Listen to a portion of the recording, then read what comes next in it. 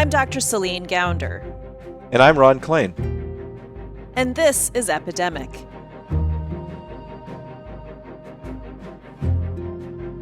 Today is Tuesday, March 31st. In this episode, we're going to speak with Chef José Andrés, who's on the cover of this week's issue of Time magazine for his heroic efforts to feed those who've been impacted by the coronavirus pandemic, and as an outspoken voice of one of the largest group of workers who've been hit hard by this crisis, the many restaurant workers who've lost their jobs. You'll also hear from a frontline health provider. And we'll wrap up today with some listener questions. And consistent with our topic on food and coronavirus, we'll answer a question about how you can safely bring groceries and delivery food into your home. But before we get started, Celine, on Sunday, March 29th, President Trump asserted that the supply shortages we're seeing of masks, gloves, protective gear in our hospitals is not a real problem. He essentially accused doctors and nurses of stealing or wasting masks. Here's what he said in the Rose Garden, courtesy of the Washington Post. How do you go from 10 to 20 to 300,000, 10 to 20,000 masks to 300,000, even though this is different? Something's going on, and you ought to look into it as reporters. Where are the masks going? Are they going out the back door? So, Celine, you've been on the front lines. You've been in a major hospital in New York. What did you see there? So, Ron, let's just do some basic math. He asked, how do you get from 10 to 20,000 to 300,000 masks? So the usual team for people who don't work in the hospital is one attending physician, so that's sort of the head physician, to about 20 patients. And between 0 and 1 of those patients under normal circumstances have a medical condition that requires us to wear an N95 respirator mask. Today, with the COVID-19 pandemic, we now have 19 or 20 out of 20 patients, so just about everyone now has suspected coronavirus infection. So in other words, they all have a condition requiring us to wear an N95 mask. So that's a 20-fold increase in the need for masks. So you go from 10 to 20,000, multiply that by 20, that gets you to 200 to 400,000 masks. The math works perfectly. That's exactly what you would expect. But to your bigger point, Ron, what is it really like to be on the front lines caring for patients right now? Well, in this and future episodes, we'll share short messages from healthcare providers to help everyone understand what these providers are thinking and feeling as they bear witness to all of this. If you're a healthcare worker and have a story you'd like to share, please record an audio file on your phone, keeping it to under 2 minutes, and email that to hello@justhumanproductions.org. This one is from a doctor in New York City. She received an email from the hospital where she works. They were asking for more doctors to step up to be part of a pool of folks willing to put in more time on the wards in the hospital. In order to get control of this escalating COVID-19 pandemic in the city, we're going to need all hands on deck.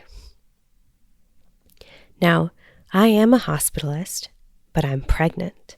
I'm actually in my first trimester, and I feel deeply, deeply conflicted about this call of duty carrying a fetus that hasn't even fully developed. And yes, there are some reassuring observational studies out there, and all of which are just a few women from China, all of which were in their 3rd trimester. I don't think there are any policies right now because there's no data from 1st or 2nd trimester when the fetus isn't developed. So I just kind of sit here waiting with my anxiety. Will I get called in? How will I protect myself? Celine, listening to what you said a few minutes ago, listening to the story from this doctor, it's just another reminder that our doctors, our nurses, our healthcare workers, the technicians working in hospitals, they are our heroes right now.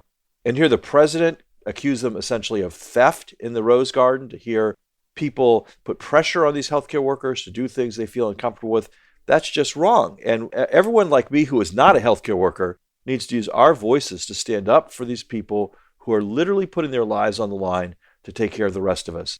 You are our heroes at this moment. And we want to go now from the heroes who are in the hospitals to the heroes who are doing something else that is also quite important right now, feeding all of us. And there's no one who knows more about feeding people in a time of crisis than our guest today. He is the internationally acclaimed chef José Andrés, who has fed people all around the world in all sorts of grave circumstances, including during this current coronavirus crisis. So, José, thank you for your leadership. Thank you for your friendship. And most of all, thank you for being on the podcast today. Yeah, thank you for having me. So, José, we want to talk about two things: how we feed people in the middle of a pandemic, and also how this is affecting all your friends and colleagues in the restaurant industry. But let's start with how you feed people in the pandemic. You were one of the first to this. You helped feed patients who are being isolated in Japan. You set up a tent in Oakland to feed the people where the Grand Princess was eventually docked. How did you get involved in feeding these people who had been fallen sick from this disease? Through the years, World Central Kitchen, probably from the early days in Haiti, when in Port-au-Prince we had cases of cholera that was putting at risk the work that many NGOs were doing in Port-au-Prince and beyond.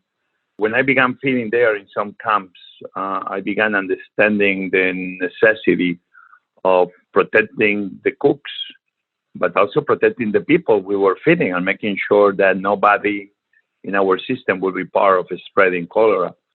So I guess I'm not going to say we're experts, because at the end of the day we're cooks, but we took all the right measures to do this. When we saw the cruise ship in quarantine in the coast of Japan, we were thinking about, man, should we do that? And happens that at the same time we were kind of thinking how we would do that. We got the phone call from the cruise ship line from Princess. We went there. Then we partnered with the Japanese government, and we went to do what we do best. We found a way to do it, keeping everybody again safe, everybody healthy, protected from the virus. So this is how it began. Then Oakland, we worked with the governor of California and the city of Oakland, with the mayor. We did, I think, a very good work. And in that moment, we realized that this was just going to be crazy if we had cruise ships spreading the virus like in a bad movie. And it went very early. We began saying, man, if this comes to America, many things are going to go wrong before they go right. Let's prepare for the worst and let's hope for the best. How were you inspired to do this kind of work? Was there something specific that happened or a certain tipping point for you? Well, I think my friend and mentor in these humanitarian things, Robert Egger, the founder of DC Central Kitchen, a charity in Washington, he told me 27 years ago that charity seems is always about the redemption of the giver, when charity should be about the liberation of the receiver. With that in mind, I began like, okay, can a plate of food liberate the receiver, give them an opportunity for a better tomorrow?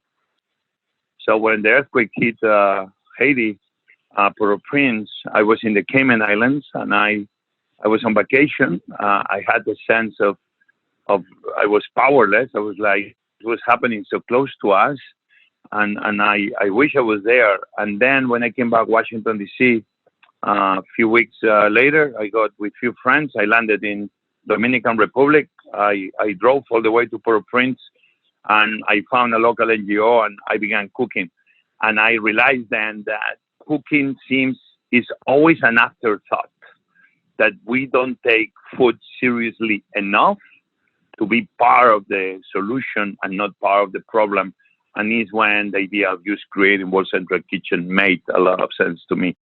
What are you seeing out there right now in the United States about places where people are having problems being fed because of either they're shut in their homes, or because they're sick, or because it's just harder to get food when everything's all locked down? Where are the real urgent needs in our country right now that you and your team are focused on? Yeah. I remember a few weeks ago that on a CNN interview, I said, I am listening that the school systems are going to shut down. The schools are very important to provide meals for children, especially children of low-income families. We need to make sure that the school lunch program stays alive, because it's the only food that some of the children, sometimes many millions of children, are receiving every day. 2 days later, I guess, directly or indirectly, California governor announced that they were going to keep those school lunches. And so this is a great thing to see. We began watching what the food banks were doing, Feeding America. I think the food banks are doing an amazing work. They're going to be vital to keep Feeding America, but we need so much more. Right now, it's a lot of Americans that they are still in the comfort of their homes and their daily lives. Like, this is not going to happen to us. And even people that they think they are safe from getting food, they're going to be in trouble. Supermarkets, we need to make sure they're kept open. Our farmers, who is going to buy the bounty of vegetables from them now that the restaurants are closing? Is the USDA going to be putting money to buy food from those farmers so we can give it to the food banks and to the school districts and make sure that we use that amazing network that is already in place in every corner of America to make sure that every person in need has food? And I need to make sure that if we go through crazy times where this is going to last no weeks but months, that food is going to be part of the solution and will not be another problem that our mayors and governors and the White House will have to solve. We're here to try to think what may come and trying to be there like if we were firefighters going to stop the fire before the house burns down. Jose, I think it was in the Time magazine piece that you say coronavirus is a wake-up call, and you see that as a call to leadership. What kind of leadership were you referring to here? I see too many meetings. I see too many speeches. I see too many saying things about what's happening, who is responsible. But I need to see more boots on the ground. We all need to see in this crisis boots on the ground, people on the front lines. If you have a big thing happening in Seattle, and it's one of the bad ones because we got an elderly home badly attacked, leadership to me is having the biggest experts right there on that elderly home and make sure that we learn from what happened. And so we are able to establish a protocol to protect every single other elderly home across America. We didn't learn the lesson from Seattle, and we didn't put a protocol to make sure that this was not going to be a problem. Leadership should be happening with boots on the ground. Never, ever again from sitting down in the comfort of an office. Leadership has to happen on the front lines, and it's the only way to be changing the world and make sure that we respond to events like this one.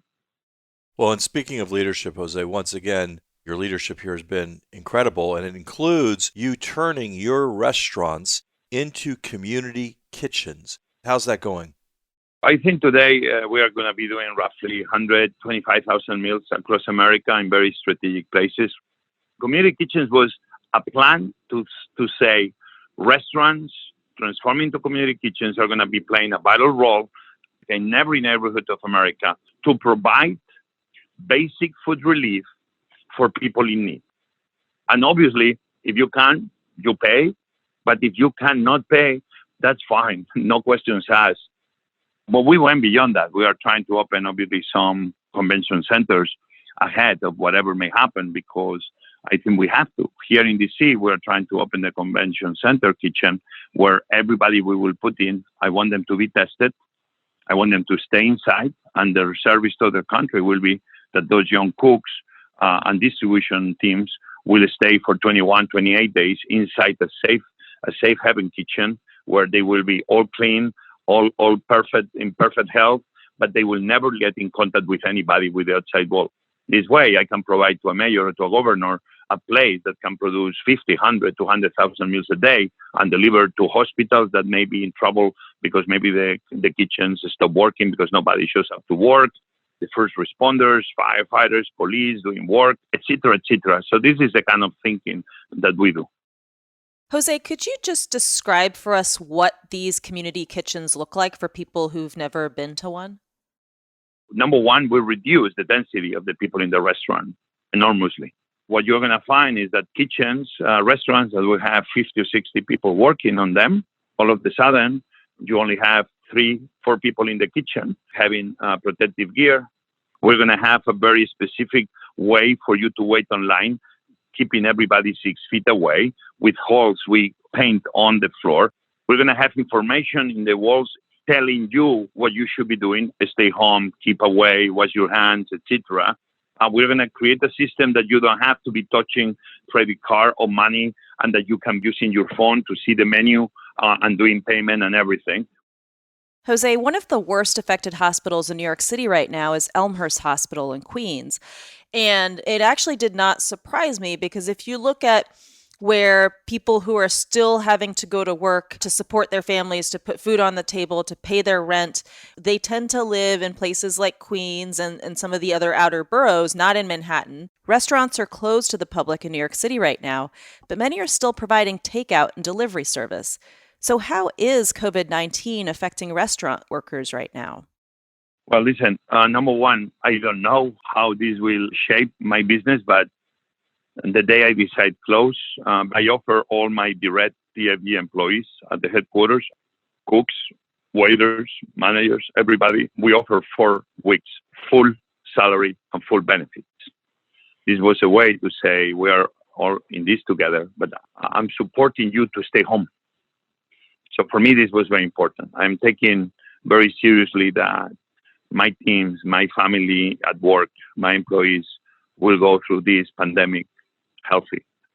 I believe that if every single person that is in charge of managing one person or 1,000 should have this responsibility, cannot just be at the government level down. It should be every one of us. So what is going to happen? What is going to happen in the restaurant industry? We are 10, 12% of the GDP.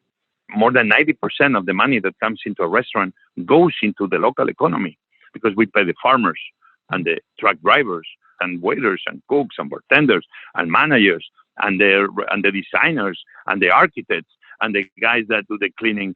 My God, the restaurant community touches every single corner of our economy.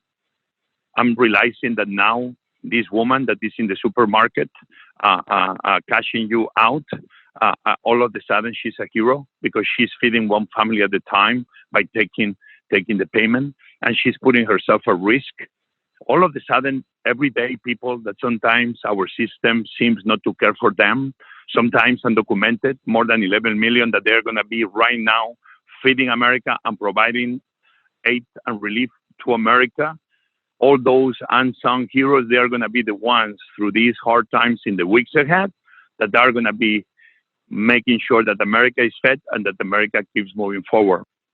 I hope everybody is going to be realizing that right now the war is happening, that the virus is shooting at all of us, and that we have people in the front lines fighting this war for us.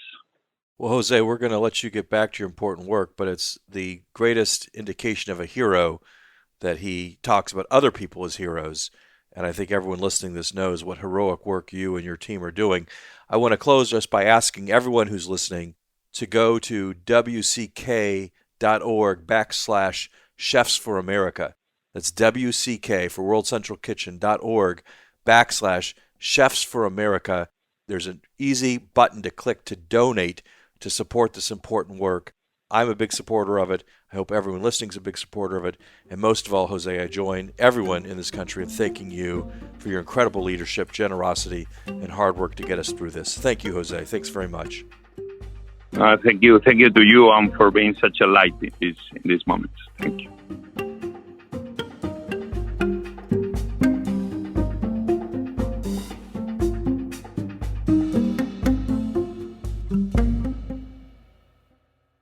Every week, we answer a couple of listener questions. You can get your questions answered by recording an audio file on your phone with your question, keeping it under a minute long, and email it to us at hello@justhumanproductions.org. That's hello@justhumanproductions.org. Our first question is an emailed question from Marlo Katz in Carmel, Indiana. If I'm getting groceries and meals delivered to my home, what should I do to these items before I bring them into the house to keep my family safe? So, Marlo, that's a great question. And there was recently a paper published in the New England Journal of Medicine looking at how long the SARS-CoV-2 virus persists on various different kinds of surfaces. Looking at plastic and stainless steel, the virus does seem to persist out to 72 hours, which means that when you're bringing stuff home from the grocery store, you may well want to wipe down plastic and metal items with, just your regular household cleaner, and then wipe down the counter and wash your hands once you're done with all of that. Next, we have a question from Bobby Strother. Hello, my name is Bobby Strother in Louisville, Texas. I understand how social distancing, staying at home, self-quarantine would at least slow down, if not stop, the spread of the COVID-19 virus. But once we return to normal social interactions, won't the virus just start to spread exponentially again? That's a great point, and that's why we can't lift social distancing measures without a plan for what to do next. So first of all, we do need to see the cases on the decline, so infections on the decline, deaths on the decline, and we need to be at a point where we can do things like contact tracing and testing. So that requires a couple things. One, we need to get to the point where there's not community transmission, where it's much clearer what the chains of transmission are, where you could say person A gave it to person B and C, and we're nowhere near that right now. And then secondly, you need to be able to do the testing so that you can confirm who indeed has it. We simply don't have the capacity yet to do the kind of testing we need to do. So those are the things we need to be putting into place now while we're doing the social distancing measures, so that in late April, early May, hopefully, at least in some parts of the country, we'll be in a position to do those things. Celine, I think that's a great point. I mean, I'm asked this question when I'm on TV all the time. What's the date? What's the date? And this discussion about the date is the wrong discussion. The question is, what are the preconditions that we need to have in place before we can reopen large swaths of economic activity? And I think you hit on the right ones. We have to know that the healthcare system in a place is robust enough that if there is a flare-up, that we're able to treat the people who get sick, that we have enough healthy doctors and nurses, that we have hospital beds, that we have ventilators, that we have the protective gear for those things. So I think we need to get away from this debate about a date and focus more on discussion about conditions. And so now our last question comes from Ryan Locante in Los Angeles. A few of my friends and coworkers have mentioned to me that they were sick in early January. I also, for about a week, was sick in early January, and I'm wondering, they're wondering, we're all wondering, is it possible that we could have had COVID-19 before there were documented cases in the news here in Los Angeles in the United States? Thank you for all of the work that you do. It's certainly possible that what you and your coworkers in Los Angeles were sick with back in early January could have been COVID-19.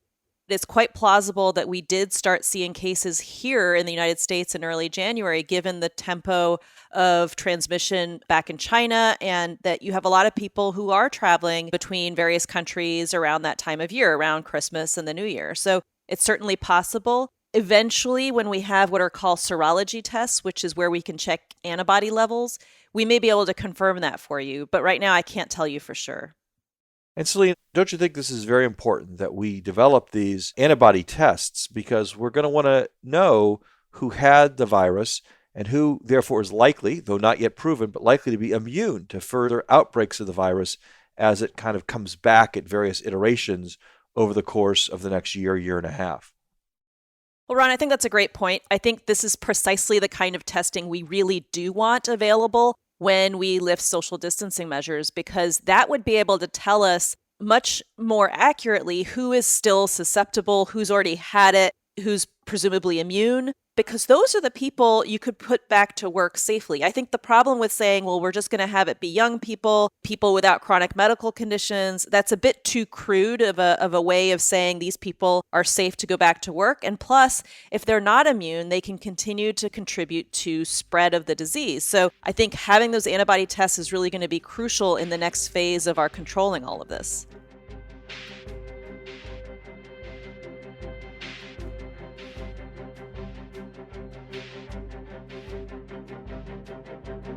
Epidemic is brought to you by Just Human Productions. Today's episode was produced by Zach Dyer and me. Our music is by the Blue Dot Sessions. If you enjoy the show, please tell a friend about it today. And if you haven't already done so, leave us a review on Apple Podcasts. It helps more people find out about the show. You can learn more about this podcast, how to engage with us on social media, and how to support the podcast at epidemic.fm. That's epidemic.fm. Just Human Productions is a 501c3 nonprofit organization, so your donations to support our podcasts are tax deductible. Go to epidemic.fm to make a donation. We release Epidemic twice a week on Tuesdays and Fridays, but producing a podcast costs money. We've got to pay Zach. So please make a donation to help us keep this going. We also want to give a shout out to our very first intern, Sonia Baradwa. She's a second-year medical student at Harvard in Boston, but she's currently studying virtually from home in Calgary, Canada. She's one of many medical students who's been asked to stay home in order to conserve personal protective equipment for healthcare workers and to limit her own exposure to COVID-19. In her free time, Sonia is going to be helping us out behind the scenes with the show. Also, check out our sister podcast, American Diagnosis. You can find it wherever you listen to podcasts or at americandiagnosis.fm. On American Diagnosis, we cover some of the biggest public health challenges affecting the nation today. In Season 1, we covered youth and mental health. In Season 2, the opioid overdose crisis. And in Season 3, gun violence in America. I'm Dr. Celine Gounder. And I'm Ron Klain. Thanks for listening to Epidemic.